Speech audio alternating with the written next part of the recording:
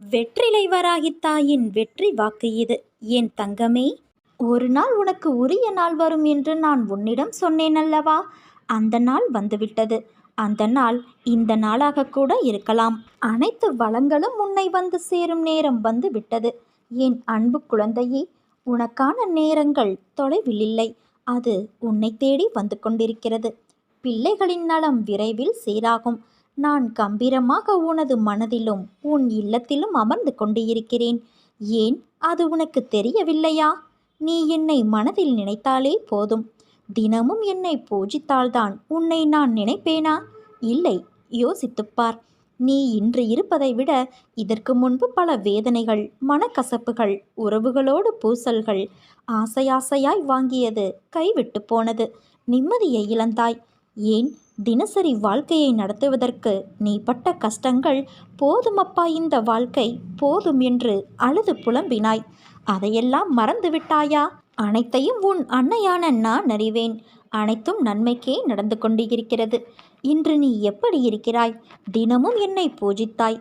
ஆனால் நான் உன்னிடத்தில் எப்படி வந்து சேர்ந்தேன்? நீ என் பொக்கிஷம். என்னுடைய அனுமதியின்றி என் குழந்தையான உன்னை தொட முடியாது. இனி நீ நினைத்த வாழ்க்கை உனக்கு கிடைக்கப் போகிறது. என் வாக்கு என்றுமே பொய்யாகாது குழந்தையே. உறவுகள் உன்னை பாராட்டும். பிள்ளைகள் உனக்கு பெருமை சேர்ப்பர். நீ பொறுமையாக இரு. நான் என் அதிசயத்தை நிச்சயம் நிகழ்த்துவேன். அனைத்தையும் உனக்கு ஜெயமாக்குவேன். என்னை நீ தஞ்சமடைந்து விட்டாயல்லவா? இனி எதற்கும் பயப்படாதே. உன் பயணம் என் பாதையை நோக்கி இருக்கட்டும். உன் மனம், புத்தி, அகங்காரம் என்னும் மூன்றையும் என்னிடம் சமர்ப்பித்துவிடு. இவ்வுலக வாழ்க்கையில் உன் கையில் எதுவுமே இல்லை. எல்லாவற்றையும் நானே இயக்குகிறேன். நம்பிக்கை என்னும் மச்சாணியாக என்னை உன் மனதில் நிறுத்து. பொறுமையாக வாழ்ந்து வா. உன்னை சேர்க்க வேண்டிய இடத்தில் நான் சேர்க்கின்றேன். என் நாமத்தை எப்போதும் ஸ்மரிசித்து கொண்டு இரு. என்னை உன் மனதில் நினைத்து உன் கர்மாவை செய்து வா. அது போதும் உனக்கு. உன்னை உன் அன்னையான நான் என்றுமே கைவிட மாட்டேன் குழந்தையே. இனி வரும் காலம் நிச்சயம் வளம் பெறும். உன் வாழ்வில் வசந்தம் வீசும். நீ போகும் பாதையெல்லாம் சொர்க்கமாய் அமையும். என்னை நம்பி இருப்பவர்களோடு நானும் எப்பொழுதும் இருப்பேன். இதை ஒவ்வொரு நிகழ்விலும் நீ உணர்ந்து கொள்வாய். உனக்கு நல்வழியை ஏற்படுத்துவது உன் அன்னையான என்னுடைய பொறுப்பு. கடந்த காலத்தை நினைத்து கூட பார்க்காதே. கண்ணீர்தான் வரும். எதிர்காலத்தை எதிர்பார்க்காதே. பயம்தான் வரும். இந்த நிமிடம், இந்த நொடி மட்டும்தான் உண்மை. அதை நீ மனதார அனுபவி. நல்லதையே நினை, நல்லதே நடக்கும். என் தங்கமே, நீ நினைப்பது போல நிச்சயம் ஒரு நாள் உன் வாழ்க்கை மாறும். கவலையை விடுத்து முன்னேறு. ஏற்படுகின்ற கஷ்டங்கள் என் வாழ்க்கையை வளமாக்குவதற்கே என்று நீ நம்பிக்கையோடு முன்னேறிக்கொண்டே இரு. மற்றதை உன் அன்னையான நான் பார்த்துக்கொள்கிறேன். உன் வாழ்வில் அற்புதங்கள் நடக்கும். என்னை அன்போடு கூப்பிடுகிற எல்லோருக்கும் அவர்கள் கூப்பிடும் போதெல்லாம் ஓடி வந்து நான் காப்பாற்றுகிறேன். துன்பத்திலும் சோகத்திலும் பிரச்சனையிலும் விழுந்து போகிற அனைவரையும் தூக்கிவிடுவதற்காகவே இப்போது நான் வந்து இருக்கிறேன். கவலை, கஷ்டம், பிரச்சனை என உன்னை குறுக்கிடுகிற எதுவும் கடந்து போகக்கூடியவை. இவை எல்லாவற்றையும் விட மிக பெரியவரான உன் அம்மா நான் அனைத்தையும் நசுக்கி போட்டு உன் நலனை விசாரித்து உனக்கு மிகுதியான பலனை தருவேன். அற்புதங்களை நான் கொடுப்பதை உன் கண்களால் கண்டு உள்ளத்தால் நீ உணரலாம். உன் வேண்டுதல் கேட்கப்பட்டது குழந்தையே. சேவிக்கும் பக்தனின் கூடவே இருந்து காப்பாற்றுவதே என் தர்மம். உன் துயரங்கள் தீர்ந்து நீ வேண்டியது நிறைவேறும். அனைத்து நலன்களும் உனக்கு கிட்டும். உன் வாழ்க்கை என்னால் புதுப்பிக்கப்படும் என்பதை நீ நம்பு. நான் உன்னோடு வந்துவிட்டேன் என்ற நம்பிக்கையோடு உன் கடமையை நீ செய் என் குழந்தையே. உனது உள்ள சுமையின் பாரங்களை சுமக்க முடியாமல், வெளியே இறக்கி வைக்கவும் வழி தெரியாமல் மனதுக்குள் கதறுகிற உனது மனக்குமுறல் என் காதுகளில் எதிரொலிக்கிறது. யாரும் இல்லையே என்னை புரிந்து கொள்ள என அங்கலாய்க்கும் உன் உள்ளத்தின் உணர்ச்சி கொந்தளிப்புகளை கட்டுப்படுத்திட என்னை விட்டுவிட்டு நீ யார் யாரையோ நோக்கி ஆறுதலுக்காக ஓடிக்கொண்டு இருக்கிறாயே.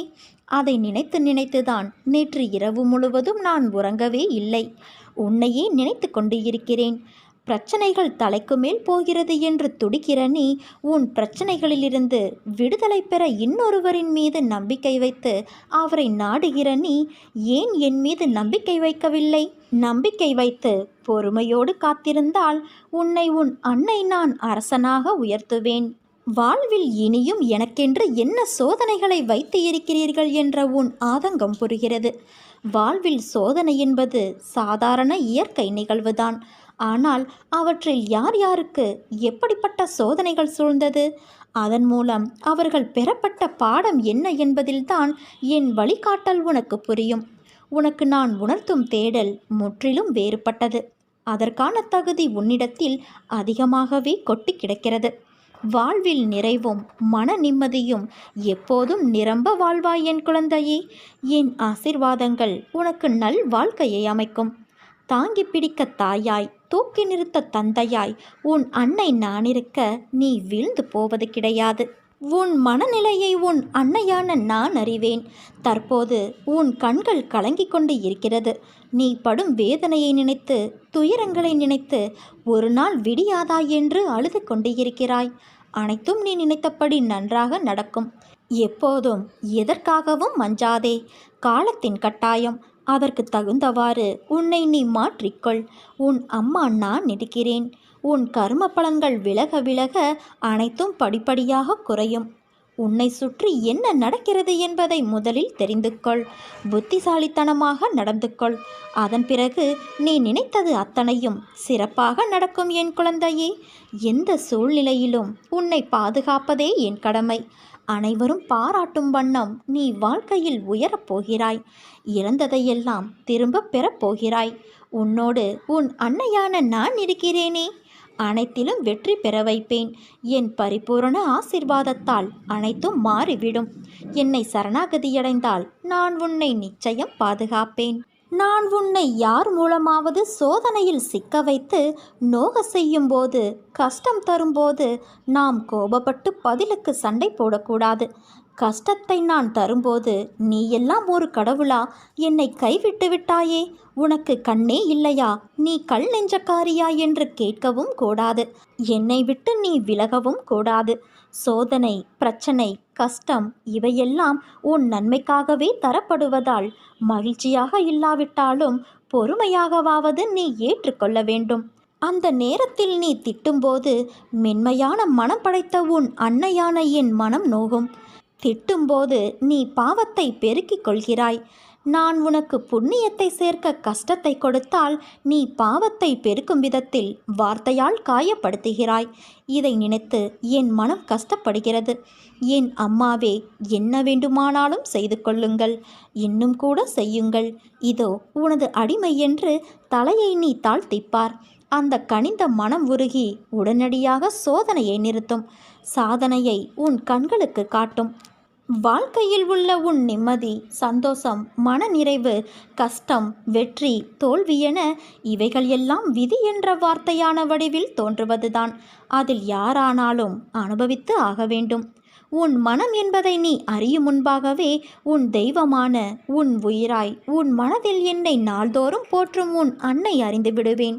வானளவில் பறந்து இருக்கும் ஆகாயத்திற்கே ஒரு எல்லை இருக்கிறது. ஓடும் ஓட்டத்தின் வேகத்தை கணக்கிட இயலாத நீருக்கும் ஒரு எல்லை உண்டு. அது சங்கமிக்கும் இடம். ஜோதியாய் எரியும் நெருப்புக்கும் ஓர் எல்லை உண்டு. அதுவும் சங்கமிக்கும் இடம் சிவம். ஞானம், அலைப்பாயும் காற்று கண்ணில் தெரியாது. அதற்கும் ஓர் எல்லை உண்டு. புயல் என்ற ரூபத்தில் அதுவும் கடல் கடந்து போகும். வாயு என்ற ரூபத்தில் இருக்கும் அதற்கும் ஒரு எல்லை உண்டு. கடந்து போக கடவுளின் ரூபமான ஐம்பெரும் பஞ்சபூதங்களுக்கு எல்லை என்ற அளவில் கடவுள் கொடுத்துள்ளார். இவற்றின் அடிப்படையில் அமைந்ததே இயற்கை. 1000 நீ போராடினாலும், உனக்கு கஷ்டங்கள் நேர்ந்தாலும், நம்பிக்கையையும் பொறுமையையும் நீ கையாண்டால் வாழ்வில் அர்த்தங்களை உணர்ந்து வாழ்வதற்காக போராடிய அனைத்து யுத்தங்களிலும் நீ ஜெயிப்பாய். பயப்படாதே, திகைக்காதே, பதறாதே. விதி உனக்கு எதிரே இருந்தாலும் உன் அன்னையின் நாமத்தை உச்சரி. உன் வலிகளும் வேதனைகளும் பறந்தோடிவிடும். நீ அடையும் தெளிவின் ஒளி ஞானத்தின் ஒளியாயிருக்கும். உனக்கு ஏன் இந்த குழப்பம் வாழ்க்கையில் என்பதை நீ வழிகளாய் பார். அதில் இருக்கும் நுட்பங்கள், அர்த்தங்கள் எல்லாம் உனக்கே புலப்படும். நீ நல்ல பிள்ளைதான். உன் மனதை போட்டு நீ குழம்பிக் கொள்ளாதே. கஷ்டம் நல்லவர்கள் எதிர்மறையானவர்கள் என்பதை பார்த்து வருவது இல்லை. இயற்கையின் நியதி எல்லோருக்குமே ஒன்றுதான். ரயிலின் தண்டவாளத்தில் இரண்டாய் வளைந்து ஒரே திசையில் போகும் கம்பியால் உருவான பாதை, அதில்தான் ரயில் ஓடும். அதை உன் வாழ்க்கையோடு ஒப்பிட்டுப்பார். உனக்கான பதில்கள் கிடைக்கும். அவைகள் இரண்டும் நல்லதும் கெட்டதும் இன்பமும் துன்பமுமாயிருந்தால் வாழ்க்கை போகும் பாதைக்கு அர்த்தம் புரிந்து செல்ல முடியும். அவற்றுள் ஒன்று இல்லை என்றாலும் ரயில் தடம் புரண்டுவிடும். அதே போலவே வாழ்க்கையும். நிச்சயம் உனக்கான நியதி கிடைக்கும். உன் அழுகை குரலால் என் மனம் ரணமாக்கி இருப்பதை நான் மட்டுமே அறிவேன். உன்னை எப்படி நான் அதில் காயப்பட விடுவேன்? நிச்சயம் உனக்கான வெளிச்சம் விடிவெள்ளியாய் கிடைக்கப் போகிறது. கலங்காதே குழந்தையே. உன்னையும் உன் குடும்பத்தையும் நிச்சயம் நான் செம்மைப்படுத்தி உயர்த்துவேன். ஒன்று மட்டும் நினைவிருக்கட்டும். எதை விதைக்கிறாயோ அது முளைக்கும். எதை மற்றவர்களுக்கு செய்கிறாயோ அதுவே திரும்பவும் வரும். அதனால் நல்லதே நினை, நல்லதே நடக்கும். எப்போதுமே எதற்காகவும் நீ தளர்ந்து விடாதே. வாழ்க்கையில் இன்னொரு வாய்ப்பு கண்டிப்பாக இருக்கும். அந்த வாய்ப்பு உனக்கு இப்போது வந்துள்ளது. வாய்ப்பை பயன்படுத்தி கொண்டு வாழ்க்கையில் முன்னேறும் வழியை பார். நீ நம்பிக்கையோடு இரு, நல்லதே நடக்கும். இது உன் வராகியான என்னுடைய சத்திய வாக்கு. கடந்து செல்லும் நேரத்தை மட்டும்தான் உன்னால் வீணடிக்க முடியும். நாளைய தருணத்தை உன்னால் வீணடிக்க முடியாது. ஏனென்றால் அது உனக்காக வைக்கப்பட்டுள்ளது. பணம் என்றுமே நிம்மதியை தராது என் குழந்தையே. ஆனால் நிம்மதியில்லாமல் போவதற்கு பணம் ஒரு முக்கிய காரணம். பிடித்தாலும் பிடிக்கவில்லை என்றாலும், ஜெயித்தாலும் தோற்றாலும் கட்டாயம் விளையாண்டே தீர வேண்டும். வாழ்க்கை என்னும் விளையாட்டு மைதானத்தில் விளைவுகளை சமாளிக்கும் திறமை உள்ளவர்களே பெரிய பெரிய முடிவுகளை எடுக்கிறார்கள். ஆனால் உண்மை மெதுவாக நடந்து வரும். பொய் வேகமாக ஓடி வரும். அடுத்தவர்களை அடக்குவதில் ஆண் பலசாலி என்றால் தன்னையே அடக்குவதில் பெண் பலசாலி. வாழ்க்கைக்கு பொருள் தேடும்போது வாழ்க்கையை தொலைத்து விடக்கூடாது. மலர்களை ரசிப்பவர்கள் செடியை ரசிக்க மறந்து விடுகின்றனர். பணக்காரனுக்கு மட்டும் அல்ல, ஏழைக்கும் கூட இங்கு வாழ்க்கை இருக்கிறது. வாழ்க்கை தன்னிச்சையாக செயல்படுவது. அதன் மீது யாருக்கும் அதிகாரம் கிடையாது. பணக்காரனும் ஏழையைப் போலத்தான். அவனும் உதவியின்றியே இருக்கிறான். சாலையோரத்தில் ஒற்றை துணியோடு உறங்கிக் கொண்டு இருக்கும் ஏழையானாலும் சரி, 4 தலைமுறைக்கு சொத்து வைத்திருக்கும் பணக்காரனானாலும் சரி, இருவரும் அடுத்த கணம் என்ன நடக்கப் போகிறது என்று அறியும் திறனின்றிதான் இருக்கிறார்கள். எண்ணங்கள் என்ற வலையில் எல்லோரும் சிக்கிக்கொள்வது இயல்புதான். ஆனால் அந்த எண்ணங்கள்தான் உன் செயலின் வெளிப்பாடு என்ற உண்மையை என்றும் மறவாதே. உன் எண்ணங்களை என்றும் நேர்மறையிலேயே கொண்டு வா. எல்லாம் சரியாகும். எதிர்மறையை தகர்த்துவிடு குழந்தையே. உன் வாழ்க்கை என்னுடைய பொறுப்பு.